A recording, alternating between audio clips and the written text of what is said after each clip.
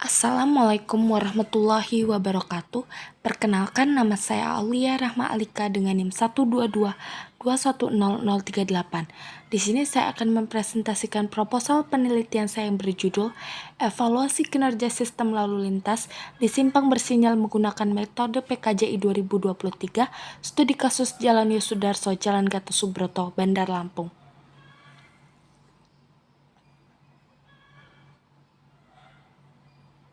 Latar belakang, pertumbuhan jumlah kendaraan yang sangat cepat di Indonesia, terutama di kota-kota besar, telah membuat jalan raya semakin padat dan sering menimbulkan masalah, seperti kemacetan parah, antrian panjang, dan kecelakaan lalu lintas. Hal ini disebabkan karena fasilitas jalan dan transportasi umum yang ada belum mampu menampung jumlah kendaraan yang terus meningkat.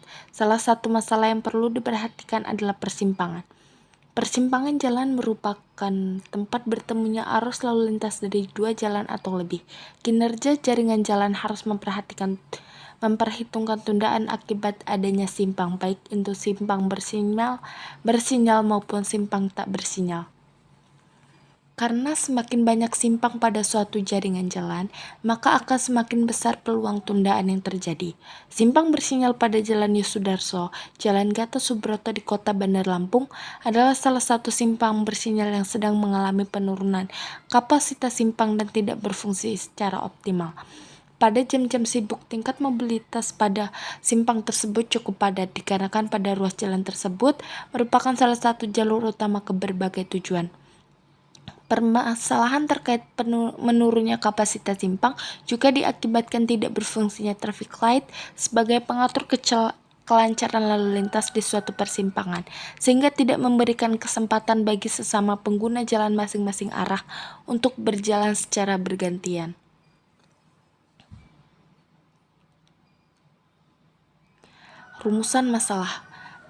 Rumusan masalah dalam proposal penelitian saya yaitu ada dua. Yang pertama, bagaimana kinerja simpang dalam memberikan layanan terhadap lalu lintas yang ada.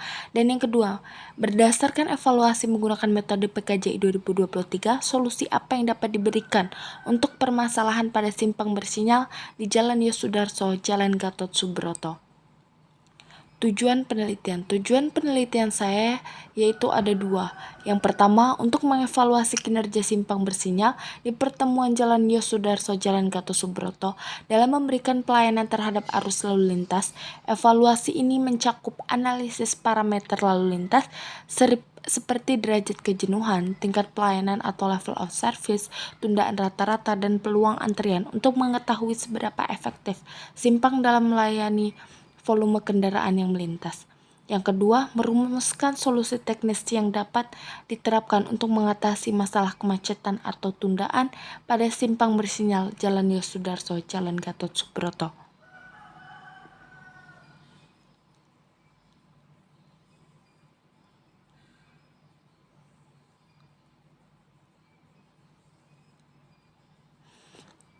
Ruang lingkup proposal penelitian saya itu ada 3. Yang pertama, penelitian ini dilakukan di simpang bersinyal lengan 3 Jalan Yosudarso, Jalan Gatot Subroto, Bandar Lampung. Yang kedua, data primer arus lalu lintas diambil dari pengamatan di lapangan menggunakan cam recorder. Yang ketiga, metode yang digunakan dalam menganalisa kinerja simpang bersinyal adalah metode PKJI 2023. Beberapa manfaat penelitian sebagai berikut. Yang pertama, penelitian ini sebagai salah satu masukan mengenai simpang bersinyal di Jalan Yosudarso, Jalan Gatot Subroto. Yang kedua, hasil penelitian dapat digunakan untuk menambah pengalaman serta pengetahuan yang bermanfaat tentang analisis simpang bersinyal berdasarkan metode PKJI 2023 di simpang bersinyal Jalan Yosudarso, Jalan Gatot Subroto. Yang ketiga, penelitian dapat menjadi pertimbangan untuk penelitian-penelitian selanjutnya yang berhubungan dengan metode PKJI 2023.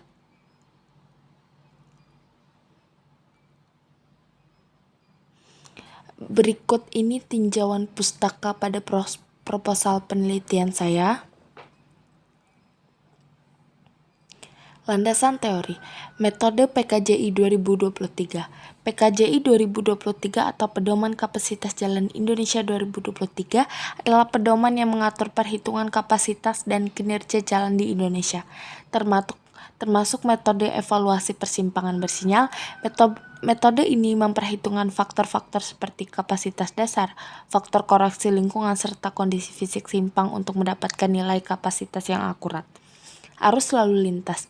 Arus adalah jumlah kendaraan yang bergerak melalui suatu titik atau ruas jalan dalam periode waktu tertentu. Biasanya dinyatakan dalam satuan kendaraan per jam. Arus lalu lintas mencerminkan tingkat kepadatan jalan dan dapat mempengaruhi kelancaran, kecepatan, serta keselamatan berkendara. Volume lalu lintas. Volume lalu lintas adalah ukuran jumlah kendaraan yang melewati suatu titik tertentu di jalan raya atau lajur dalam suatu arah pada jalan raya dalam jangka waktu yang telah ditentukan. Volume ini sering dinyatakan dalam satuan kendaraan per jam atau per hari dan bisa berbeda-beda tergantung pada waktu dan lokasi pengukuran. Kapasitas simpang. Analisis kapasitas dan tingkat pelayanan menjadi salah satu faktor penting dalam perencanaan persimpangan. Persimpangan merupakan area di mana terjadi konflik antara kendaraan, pejalan kaki, dan pesepeda, sehingga perlu dirancang agar memungkinkan pergerakan yang lancar dengan gangguan seminimal mungkin.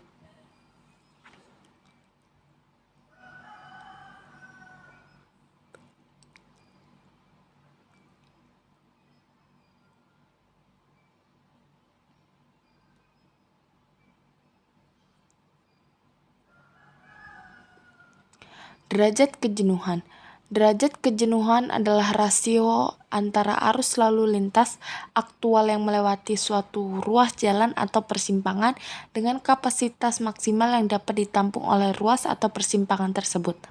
Dalam konteks lalu lintas, derajat kejenuhan menunjukkan tingkat pemanfaatan kapasitas dan dinyatakan dalam nilai antara 0 dan 1. Tundaan. Tundaan adalah waktu yang dihabiskan oleh kendaraan saat menunggu di suatu titik seperti di persimpangan atau saat melakukan manuver. Sebelum dapat melanjutkan pergerakannya, tundaan dapat terjadi karena berbagai alasan, termasuk lampu lalu lintas yang merah, antrian kendaraan, atau kondisi lalu lintas yang padat. Peluang antrian. Peluang antrian adalah kemungkinan terjadinya antrian pada suatu titik seperti di persimpangan atau pada jalan dengan arus tinggi. Peluang antrian biasanya dinyatakan dalam bentuk probabilitas dan bergantung pada volume lalu lintas serta kapasitas ruas jalan atau persimpangan tersebut. Tingkat pelayanan jalan. Tingkat pelayanan jalan atau level of service (LOS) adalah ukuran yang menunjukkan kualitas kinerja jalan dalam melayani arus lalu lintas. Ini digunakan untuk menggambarkan kondisi lalu lintas berdasarkan beberapa parameter seperti kecepatan, waktu perjalanan, kemudahan manuver, kenyamanan, dan keamanan pengguna jalan.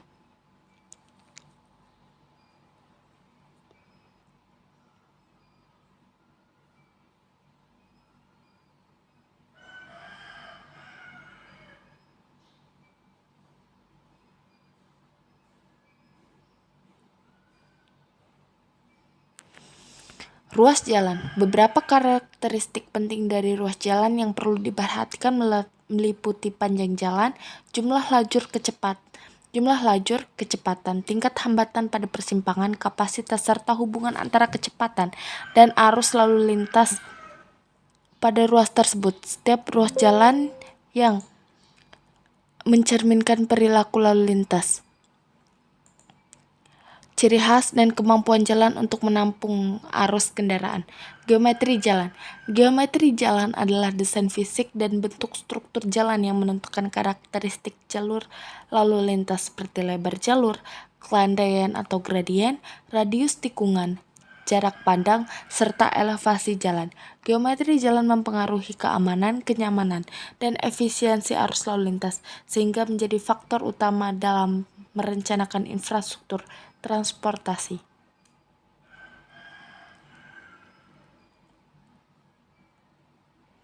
Metode penelitian.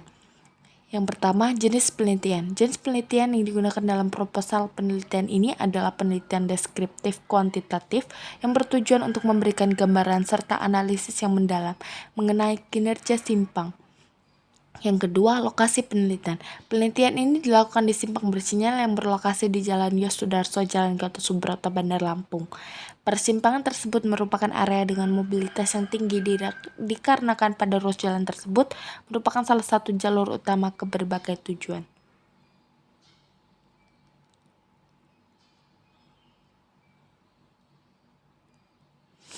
Metode penelitian selanjutnya yaitu pengumpulan data. Data yang digunakan yaitu data primer. Data primer volume lalu lintas dapat diukur dengan mencatat jumlah kendaraan yang melewati titik tertentu di lapangan dalam jangka waktu yang telah ditetapkan. Metode analisis data. Setelah data lalu lintas terkumpul selama periode pengamatan, jumlah total setiap jenis kendaraan dan jumlah keseluruhan kendaraan dapat dihitung. Dengan menggunakan rumus yang ada dalam PKJI 2023, analisis kapasitas simpang serta derajat kejenuhan dilakukan. Berikut adalah diagram alir saya.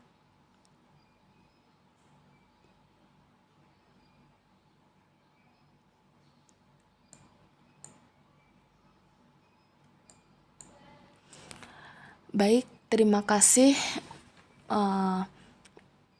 Itu merupakan presentasi proposal penelitian saya. Kurang lebihnya saya mohon maaf.